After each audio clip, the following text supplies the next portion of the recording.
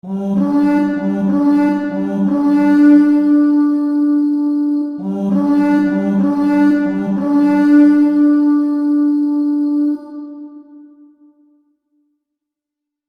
my brothers and sisters of the Order. Welcome back. I am Templar, and today we are actually doing another how-to video on how to dress and arm yourself as the, well, common Viking warrior or raider. Now, this I actually wanted to do the same with a regular Viking warrior, but the thing is, there's a huge difference between the common and the rich. In fact, the last one I did was more of like the noble lord or a regular wealthy Viking. So, yeah.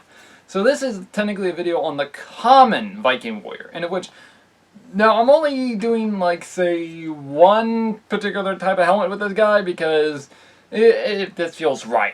In fact, I wanted to actually put on my, well, optical helm like this, but I thought to myself, probably not.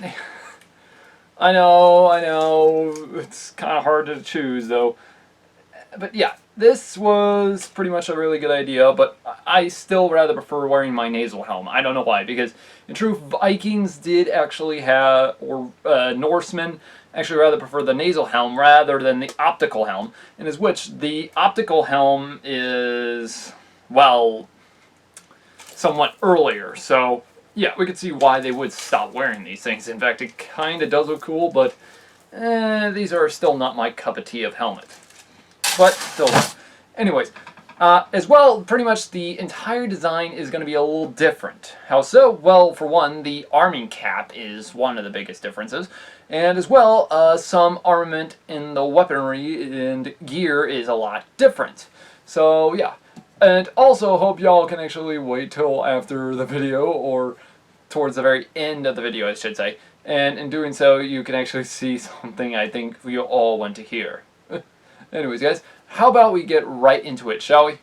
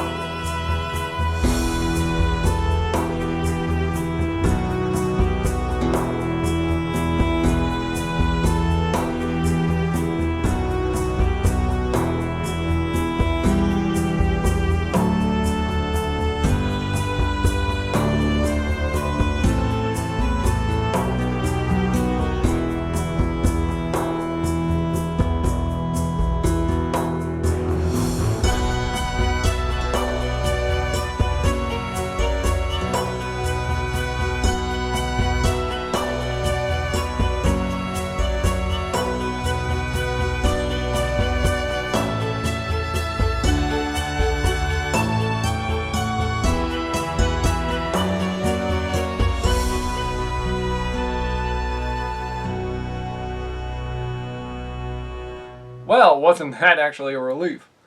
Ladies and gentlemen, if now you understand of how hot it was technically up there in around, I want to say 80 to 90 degrees out here in Texas. And if now you understand, wearing winter gear or thickened coats of Viking gear is extremely hot. In fact, it's as hot as a medieval gambeson. So yeah, that's how hot it gets. But you can see how awesome it was actually just dressed as a common Viking soldier. Most of the time they would not have worn mail. They would have pretty much only had the helmet as a piece of armor, unless you count the shield, which I count it both as a piece of armor, but I also count it as a weapon. So yeah.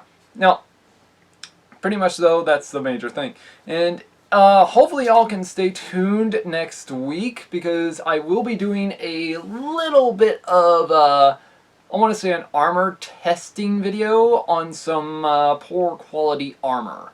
I'm not going to say what type or anything like that, but I'm just going to state the following, that this armor I couldn't exactly wear because it was either not historically accurate, or one, also form, it was too small. So yeah, you can see my point. In fact, as I remember the bad armor, you would use it for testing privileges with weapons. So yeah, we will actually see on the weapons I will be using on it by next week. But hopefully y'all can count me very soon, because I actually do plan on using a lot of weapons on it, so yeah. But anyways, as I state, pretty much there are a lot of armor ups out there that I would like to do. If y'all want me to, please let me know in the comments below if you want me to talk about this type of guy or this type of armor, such as the Carthaginian, the Greeks, the Alexander's phalanx, or including also the Saxons, the Mongols, the Cumans, the parts of the Roman Empire, and so on, because I will be very much happy to actually do this, because I would love to actually do it in the first place. Because history is my thing, and it seems to be y'all's thing, because we're nearly reaching 1,000 subscribers, which I'm happy to say aloud, because that actually fills my heart with joy for all of you, my fellow Templars. But yes, in doing so, I am pretty much happy that in due form, I will be actually also pretty much try and do the Celtic Warrior maybe soon, hopefully, by, which this is going to be another type of Celtic Warrior, such as from the end of the said Bronze Age and into the Iron Age, when they start wearing mail armor. So in doing so, it will be a little different. But I am also thinking of maybe doing the Carthaginian phalanx probably soon, maybe, depending, because I still need to get a Greek hoplite shield, which is the one major thing. But as I said, there are many types of soldiers out there, or man-at-arms, whatever you want to pronounce it as, that I love to do. And if y'all want me to, please, as I state, please leave it down in the comments below. I'll be happy to do it immediately and acquire the gear.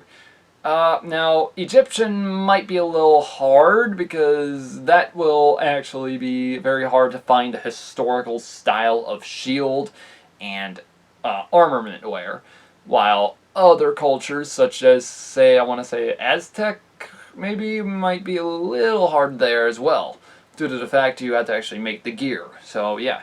Now, however, though, I hear many of you already, oh, do a samurai!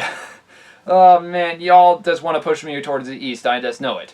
I want to actually go further eastward, but I'm kind of worried that the politically correct people might actually get offended and actually want to block the video. But, screw them anyways, am I right? Because, as I state, history is history, and we need to talk more about it. And I do want to go further off to the Chinese warrior, the Korean warriors, the Hindu Kush, maybe, and as well even the samurai. But as well, I'm even wanting to go even further, maybe, and maybe into the Filipino warriors, which that one has a weird backdrop of history to it, but it's actually pretty awesome. So yeah, I'm kind of wanting to do that. So yeah. But as I said, guys, there is a wide variety of ancient warriors, medieval, Renaissance, American Revolution and such.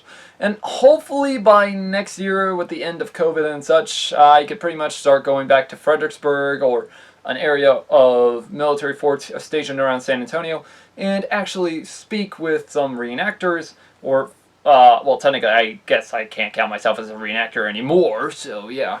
But yeah, I will pretty much actually try and get World War II reenactors to do the how-to videos on them, on how they would have dressed up. In fact, at Fredericksburg, if you all understand, they have the Nimitz Museum and as well the Pacific Theater reenactment group, which is really awesome. And we might actually show off some firearms. But that also reminds me, very soon I will be starting a new series called History of Firearms, or History of World Guns. I don't know, I'm still working on the name. But as well, there's also another one, the Deadliest Warrior series, which in doing so, I want to actually talk about this one because this show I liked, but it sucked when it comes to historical accuracy. So I want to put more historical accuracy in there and actually reveal which warrior would have truly come on top. Because if not, you understand, the Deadliest Warrior series got a lot of guys dying wrong. Which did not make any sense, because I do not see a Shaolin monk killing a head Maui warrior, for one big example. But yeah, that was actually one of the most dumbest things I probably ever saw. But yeah, I'll probably even do, add a couple of other people, like, say, the Gallowglass Warrior versus the Lanchkanet, or even World War II groups, such as the Italian military versus the Japanese military. Now, that one, I kind of want to see which one would actually take top, is the thing, because one, it's kind of hard to understand which one would actually have won, actually. But as well, there are other warriors that I have to add, and as well, I actually have to add their historical armor. Because, one, if none of you understand, with the Persian Immortal versus the Celt lost for some reason, which did not make any sense, because, well, I'll probably have to talk about it in the episode for that one, so you might want to stay tuned and such. But anyways, like and subscribe, also click the bell button for notifications, as well also check out our Facebook, that way you can actually stay entertained with some other items of such, that of which I like to talk about. Now, also guys, if you want me to actually talk about anything else in history, please let me know that in the comments below. I'll be happy to do so. And as well, we will also be doing a lot more series later very soon. And pretty much I am soon going to go back to Fantasy Friday incredibly soon, hopefully. So, yeah. Anyways, guys, hopefully you like this, and like and subscribe. And also, check out at the very end of the video, so that way you can see a little bit of a thing I wanted to put up there, just for y'all who are big Viking fans. Anyways, guys, it's been Templar. Have a great day.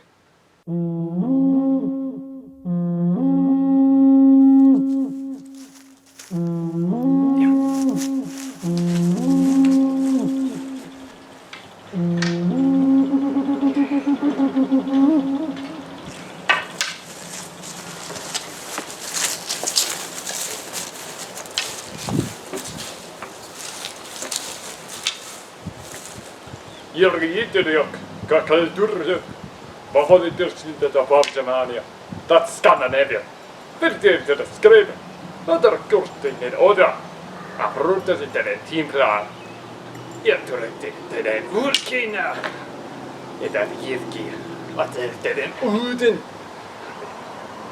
No,